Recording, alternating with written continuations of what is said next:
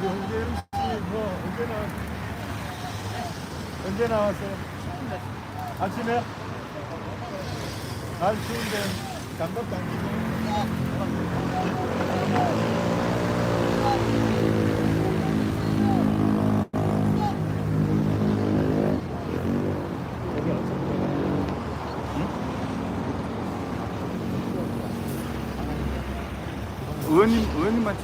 의원님은 찍어 도로 말고.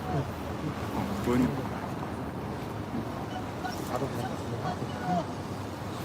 아니 마이크가 있어야 지금 잘 들어간다. 소리가 잘 들어간다. 비교적 조용해서 그런가? 잘 담기고. 그래요?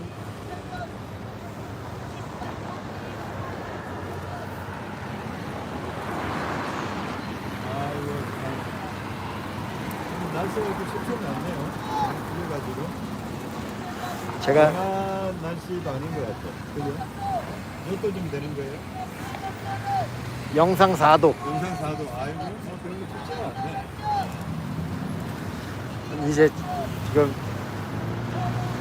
방송이 되고 있고 제가 질문을 던질게요. 일단 시청자들에게 인사 한 말씀 부탁드립니다. 지금까지 인사한 거 아니에요? 아니 이제 정식으로. 네, 감사합니다. 윤석열 정권 검찰 공실 정치탄압 대책위원회 위원으로서 오늘 1인시 하게 됐습니다. 그러면 뭐 단직 맡아가지고 좀 바빠서 함께하지 못했는데 오늘에서야 1인시에 나서게 됐습니다. 네, 감사합니다. 그럼 현재 민주당 의원들이 1인 시위를 하고 있는 이유가 무엇일까요? 말 그대로 지금 윤석열 정권이 대통령 스스로가 검찰 출신이잖아요. 검찰총장 출신이고 그리고 지금 행정학부의 검찰 출신들을 임명을 하고 그리고 파견 검사들도 각 부처에 있는 파견 검사들도 검사 줄이는 상황이었는데 다시 그 인원을 생각하고 있고 그리고 아주 부자비한 나락을 추적하고 있고요. 이것은 하나의 어떤 그 정의를 확립하고 범죄를 뿌리 뽑겠다라고 하는 것보다 야당을 공격하고 아주 그 언론의 주목을 받고 마치 민주당과 그리고 이재명 대표가 그야말로 큰 문제가 있는 것처럼 그렇게 일종의 공작을 함으로써 지금 윤석열 정권의 실정을 덮고 특히 각종 인사참사, 외교참사 그리고 경제참사, 안보참사, 안전참사 각 분야의 이런 그 참사와 인생 파탄을 가리고 야당을 파괴하고 분열시키고 그럼으로써 만사이익을 얻고자 하는 그런 하나의 정치적 공작이다 그렇게 보고 있는 것입니다. 그래서 이런 전체적인 윤석열 정권의 행태를 검찰 독재다 그리고 군부 독재에 빗댄 범부 독재다 이런 말들이 나오고 있지 않습니까? 그래서 검찰 독재 그리고 야당 탄압 극복하는 그런 1인 시위를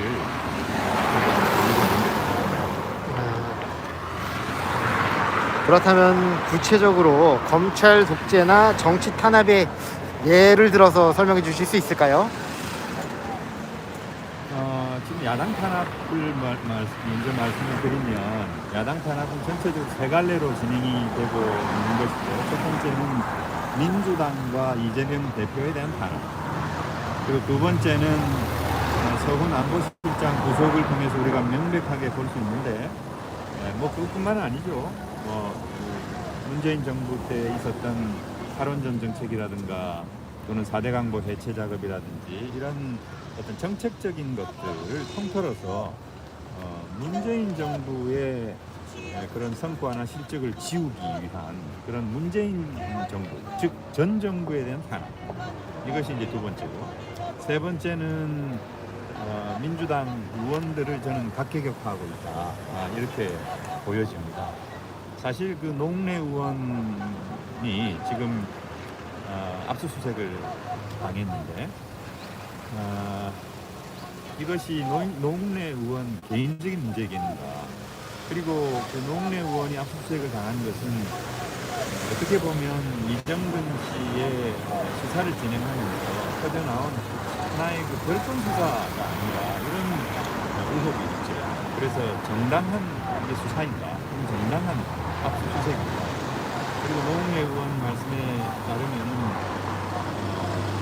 이런 그 의금까지 일일이 찢어가지고 그 안에 있는 돈을 뭉쳐서 뭉태기 돈이 발견됐다, 이렇게 얘기하고 있는데, 만약에 그게 사실이라면 검찰권을 남용하고 있는 게 아닌가라고 하는 그런 의혹이 있는 것이고, 그래서 전체적으로 이런 야당 탄압범 이재명 대표에 대한 탄압, 두 번째는 문재인 전 정권에 대한 탄압, 세 번째는 의원 개개인에 대한 갈라치기와 이런 탄압, 그렇게 전체적으로 세 갈래로 진행이 되고 있다, 이렇게 말씀드릴 수가 있고, 그리고 이것은 야당에 대한 탄압을 넘어서서 지금 아까 말씀드린 바 있습니다만 문재인 정부의 탈원전 정책, 그리고 풍력 태양광 사업과 관련된 그런 그 조사, 이런 걸 통해서 문재인 정부의 정책이 완전히 잘못되었을 뿐만 아니라 일종의 부패와 관련이 있고 불공정과 관련이 있다라고 하는 그런 프레임을 들고 씌움으로써 이거 역시 민주당을 중심으로 한 범민주 세력을 갈라치기 하고 균열시키려고 하고 탄압하는 그런 주제로 작동하고 있는 거다, 이렇게 저희들은 보고 있는 것입니다. 그리고 정치에 대한 탄압뿐만 아니라 4대강 사업으로 인한 여러 가지 그 강물의 정책으로 인한 하절기의 녹조 현상, 녹차 라떼라고 부를 만큼의 정말 심각한 그런 수질오염, 녹조 현상을 야기하는 마이크로 시스템과 같은 독극물질이 특히 낙동강 수계에서는 국민들의, 시민들의 건강을 해칠 정도가 되고 있고, 이것을 학자들이 보고서 형태로 내고 있는데도 불구하고 그것조차도 이 정치색이 짙은 시민단체 고발을 했다 그래가지고 지금 수사를 하고 있잖아요. 그래서 이런 것들을 보면은 그야말로 마치 그 전두환 독재정권에서 보는 듯한 그런 모습이어서 전체적으로 이제 검찰 독재다, 이렇게 저희들이 규정을 하고 있는 것입니다. 네. 네, 전방위적으로 참 많은 제재와 탄압이 이루어지고 있고요. 그렇다면 요즘에 이슈가 되고 있는 유동규 남욱 등이 단순한 주장만을 가지고 당대표를 몰아가는 현 상황에 대해서 한 말씀 해주실 수 있을까요? 글쎄, 이게 지금 1인시 하고 있는데 너무 가까이 붙어가지고 불편한데.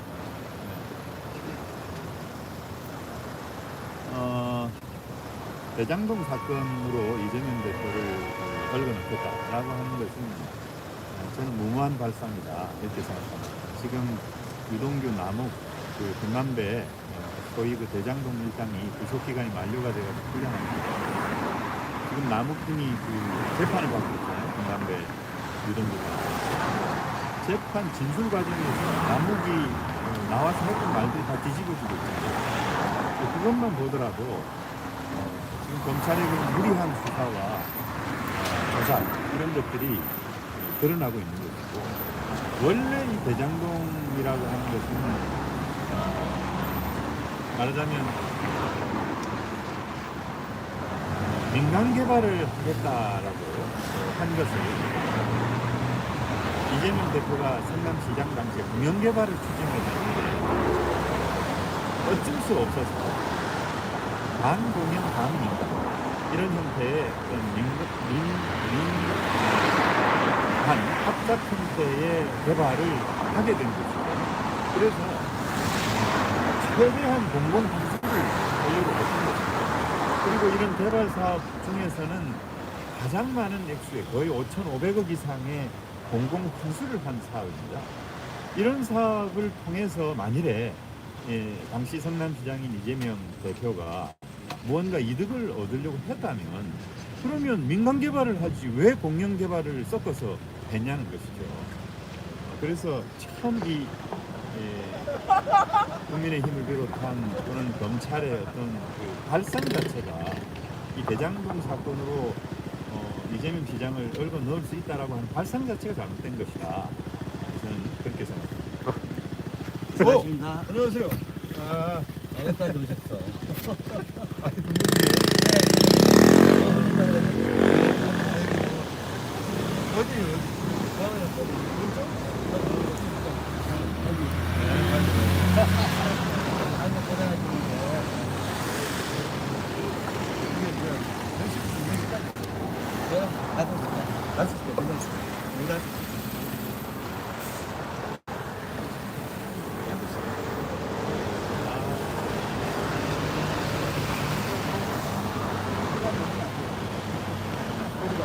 넣을 거 만드는 차 소리가 너무 커.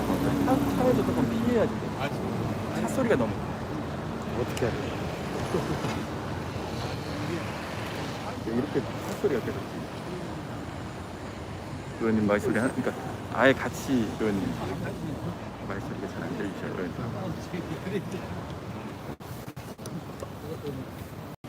전부 다 철저만 켜놔가지고.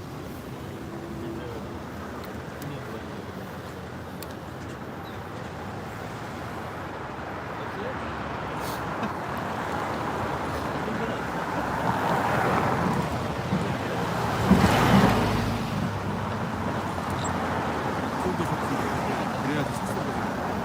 그러니까 차에서 벗어나.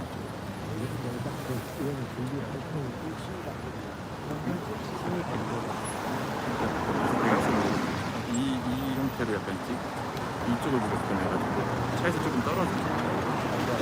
근데 이쪽으로 볼게요.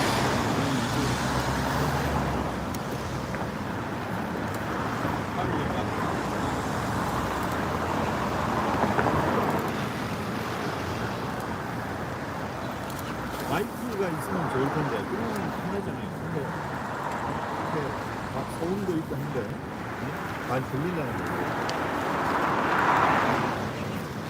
자, 아까 또 다른 질문 있어요? 네, 아까에 이어서 질문을 드릴게요. 그러면은 지금 현재 이재명 당대표가 결백하다고 생각하시나요? 그럼 지금 수사하고 있는 이 정진상 인용 어떤 공소장이라고 이 드러나 있는 그리고 지금 재판을 통해서 나오고 있는 진술 이런 것들을 보면은 저는 이재명 대통령 결백하다 무리한 아주 짜맞추기식 이재명 대통령은 이게 연출도 엉망이고 연기도 엉망이고 다 엉망이다 뭐 그런 말을 했습니다. 저는 그 이재명 대표의 말을 믿습니다. 그리고 현재 국정조사 특위위원으로서 향후 국정조사는 어떻게 진행될 것 같은지 말씀해 주실 수 있을까요? 지금 이제 국정조사가 도착 상태에 있죠.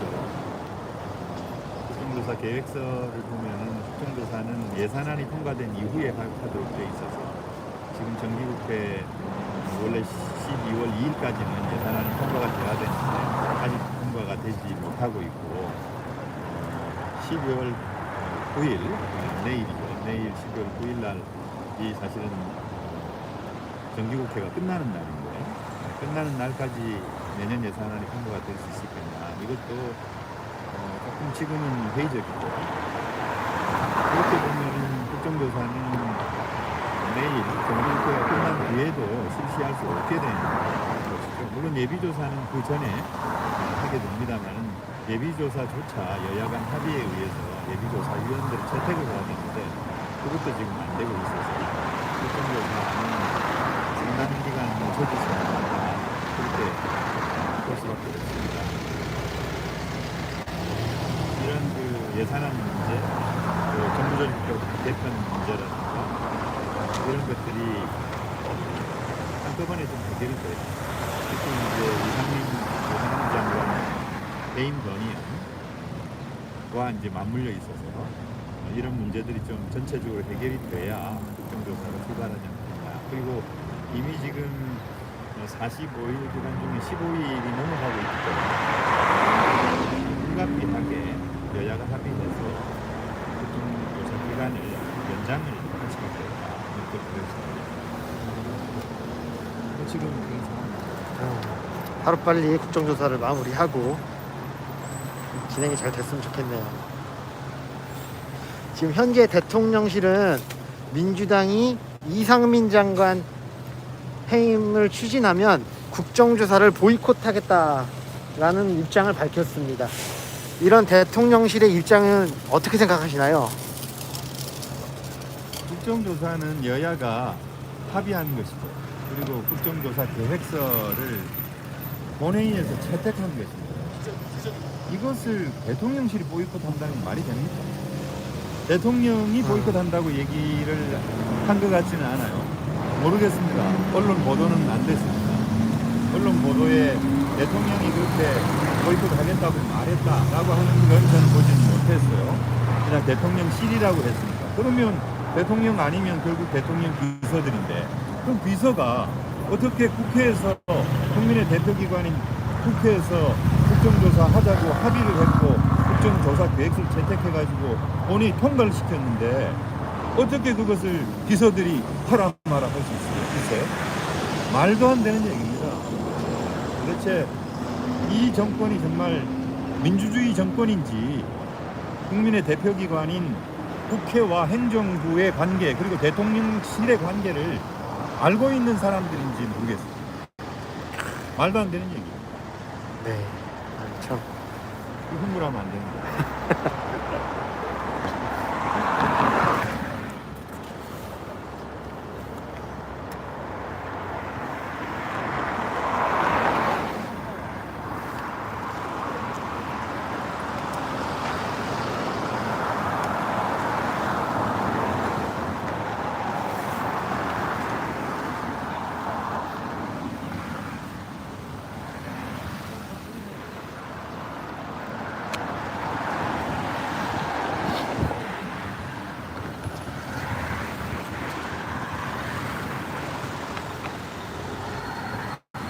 그럼 마지막으로 질문하겠습니다. 이상민 장관 해임, 예산안 통과, 국정조사가 서로 맞물려서 지금 하나도 제대로 돌아가지 않고 있는 상황인데 중점적으로 어떤 것부터 해결해야 된다고 생각하시나요? 그럼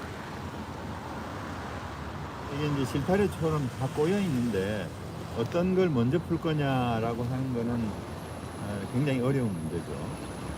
그래서 이 선호 문제를 일단 제껴두고 경중, 뭐가 중요한 건가 그걸 한번 생각해 보면 사실은 저는 내년 2023년도 국민들의 살림살이, 즉 예산안이 제일 중요하다 이렇게 생각합니다. 그리고 두 번째는 국정조사죠.